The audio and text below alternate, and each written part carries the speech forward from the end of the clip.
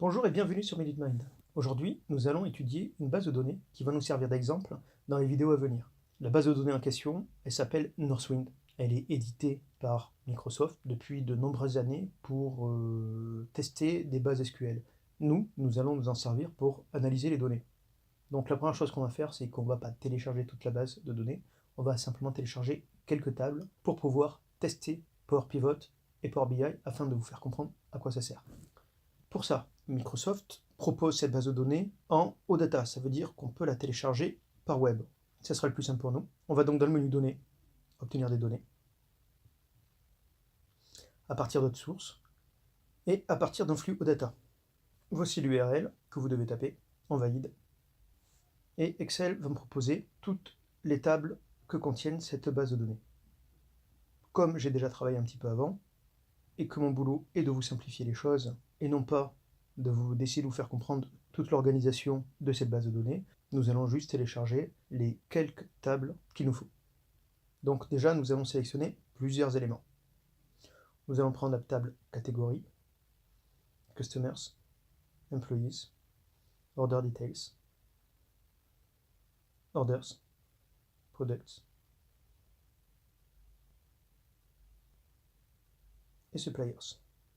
Nous allons choisir de charger dans.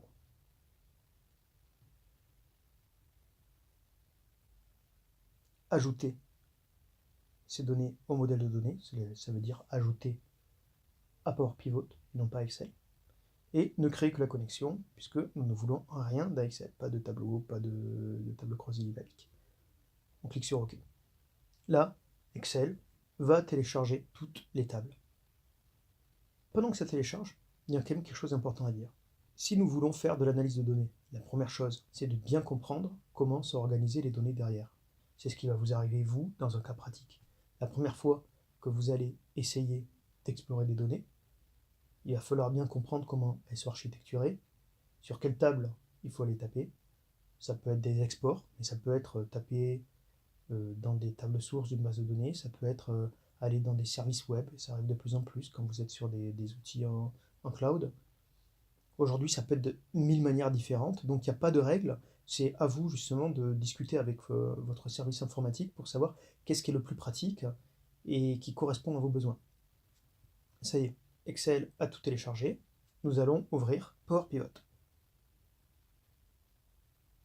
Et directement, nous allons aller dans la vue de diagramme. Aujourd'hui, l'idée, c'est pas de faire du Power Pivot, c'est de comprendre comment sont organisées les tables. La chose centrale à comprendre sur cette table de données, sur cette base de données, c'est qu'on parle de commandes. On imagine que nous sommes un distributeur, et je pense que ce sont des distributeurs de denrées alimentaires pour des restaurants. Nous avons des commandes. Ces commandes sont effectuées par des employés de cette société pour des clients, les customers. Ces commandes, elles ont une date, elles vont être envoyées, donc avec des frais de port, à une certaine adresse. À l'intérieur de ces commandes, qu'est-ce qu'on va avoir? On va avoir des lignes de détail avec, à chaque fois, un article, un prix unitaire, une quantité, et éventuellement une remise, le discount. Ces produits sont rattachés à des fournisseurs, suppliers, et ces produits sont rattachés à des catégories. Par exemple, dans les boissons, on va trouver les sodas ou les vins. On peut déjà imaginer quelles sont les analyses qui vont plaire au management.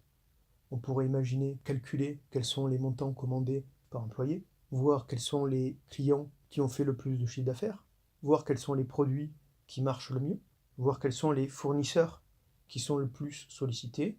Ça, on va le voir dans les prochaines vidéos, que ce soit par le biais de Power Pivot sous Excel ou dans Power BI. Je vous donne rendez-vous pour la prochaine vidéo sur Power Pivot.